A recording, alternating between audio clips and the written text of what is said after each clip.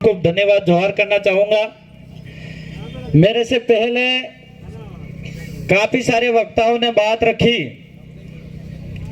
और कुछ बातें मैं भी रखूंगा। आज हमारे यह आरक्षण की मांग करने की जरूरत कहां पड़ रही है, जबकि भारत का संविधान जो बना है उसमें 12 अनुसूचियां हैं और 12 अनुसूचियों में 5वीं और 6ठी अनुसूची सिर्फ आदिवासी की बात करती है। फिर भी आज हम लोग सड़कों पे हैं, कभी कलेक्टर को ज्ञापन तो कभी आयुक्त को ज्ञापन देना पड़ रहा है। मेरे जहां तक जानकारी है, मैं जब से समझदार हुआ हूं तब से अभी तक आरक्षण की मांग कर रहे हैं ऐसा लग रहा है मुझे। और हमारे से पहले भी आरक्षण के मांग हमारे जो डोकरे थे उन्होंने भी मांग करी है। लेकिन दुख इस बात का होता है कि आज जो हमारे आरक्षण की मांग करते हैं हम लोग और आज तक नहीं मिला है हमको, और जो मिला था वो भी हमारे ही नेताओं ने बेच दिया, वो सबसे बड़ा दुख होता है। वो कब बेचा था? जब 2013 की अधिसूचना जारी हुई। हम लोग दूसरों को गालियां देने से कोई मतलब नहीं है। हमारा आरक्षण बेचने वाले नेता हमारे ही आदिवासी नेता थे कि थे? तो उन नेताओं को पहले चेंज करने की जरूरत है। आज उदयपुर संभाग के अंदर और बांसवाड़ा संभाग के अंदर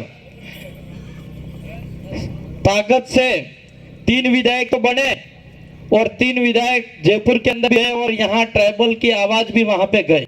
वो सबसे बड़ी ताकत आप में हुई। लेकिन हम 3 से आप रात दिन मेहनत करे, मन धन से लगे गए हो, तो एक आवाज हमारे में से दिल्ली जाएगी। और वो दिल्ली जाने वाली आवाज कोई छोटी आवाज नहीं है।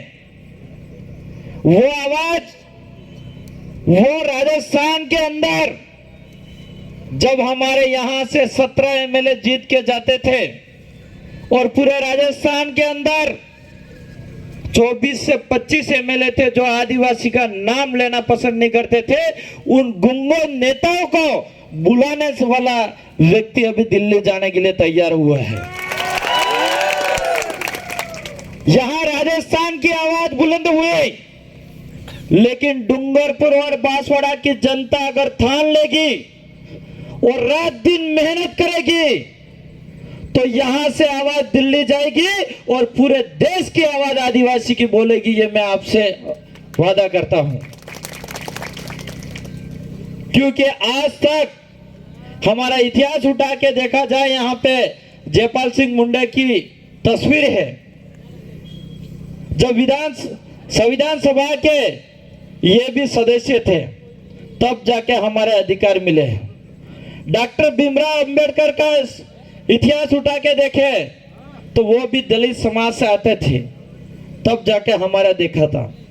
और हम लोगों ने जिस रिजर्व सीट से आदिवासियों की रिजर्व सीट से विधायक बना के एमपी बना के भेजे, उन लोगों ने हमारी पैरवी नहीं करी, हमारी सुरक्षा नहीं करी, उल्टा हमारे पैर काटने का काम करा है, उल्टा हमारा नुकसान करने का काम करा है। इसलिए इन नेताओं को चेंज करने की जरूरत है। और अभी जो आपके सामने लोकसभा उदयपुर सीट पे आया है, जो महेंद्र सिंह जी मालविया, जो यहाँ के कांग्रेस के नेता बोलते थे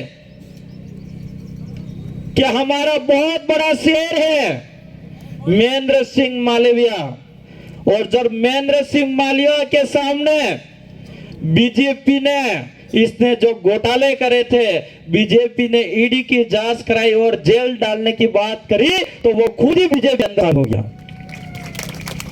वो कांग्रेस के शेर है और कुछ शेर है छोटे मोटे, वो सब कांग्रेस के अंदर शामिल हो गए। इसलिए मैं कहना चाह रहा हूं, यहां पे कांग्रेस तो मुक्त हो चुकी है, लेकिन आप सभी भाई ये मत देखना कि कांग्रेस बीजेपी को हराने के लिए कांग्रेस को वोट देना ये मत करना, क्योंकि कांग्रेस है इस संभाग और डूंगरपुर यहाँ पे बांसवाड़ा संभाग के अंदर जितने भी नेता थे वो सर डर के मारे जा रहे हैं बीजेपी के अंदर, और हमारे बीजेपी की आवाज रोकने के लिए ये कांग्रेस में वोट डाइवर्ट कराएंगे और बीजेपी को जिताने का काम करेंगे। ये बहुत बड़ा षड्यंत्र होगा, इस बात को समझने की जरूरत है।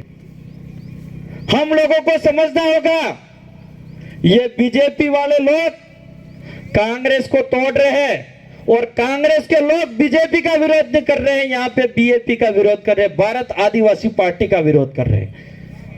इसलिए आप उनके नजरिए से अपन को स्पष्ट दिखता है कि ये लोग कांग्रेस वाले भी बीजेपी को जिताना चाह रहे हैं यहाँ पे उदयपुर संभाग और बांसवाड़ा संभाग के अंदर। इसलिए हमारा आदिवासी भाइयों को हम लोगों को समझाना होगा कि एक एक वोट हमारे लिए कीमती है और हमारे भारत आदिवासी पार्टी को एसटी एससी ओबीसी भाइयों को हम लोगों को समझाना होगा और एक तरफा वोट देके हमारे भाई राजकुमार जी को जिताना होगा।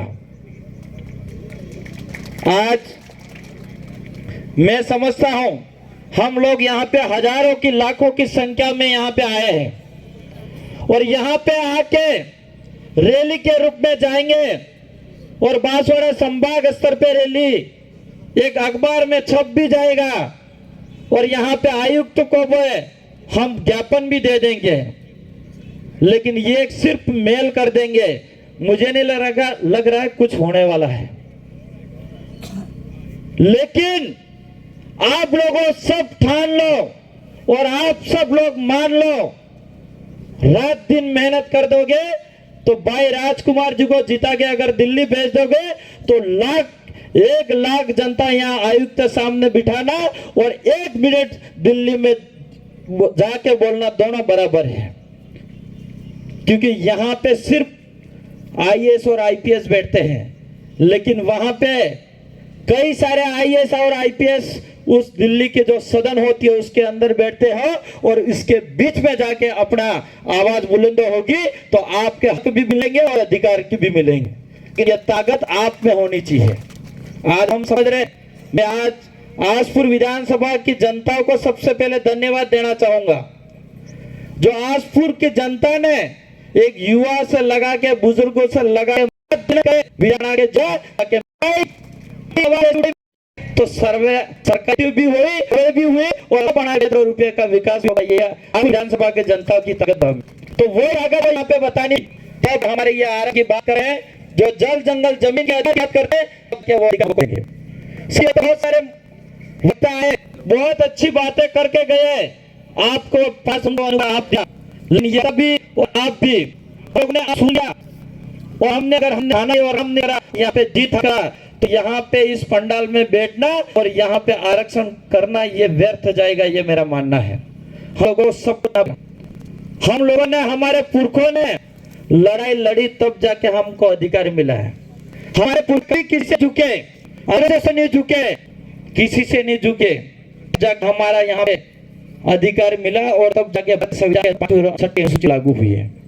इसलिए आप सब साथियों के बार बार चिट्ठी भी आ रही है, तो एक ही बात कहना चाहूंगा, जयपुर तो आज को आवाज की, लेकिन अब की बार दिल्ली आवाज पहुंचा था, अब सबके आने वाली सुख में रहेगा। हमारा जल जंगल जमीन का अधिकार दिल्ली में आवाज उठेगी, हर बात की आवाज उठती है। मेरी बात को सुना, इसके लिए खूब खूब धन्यवाद, सबको जोहार।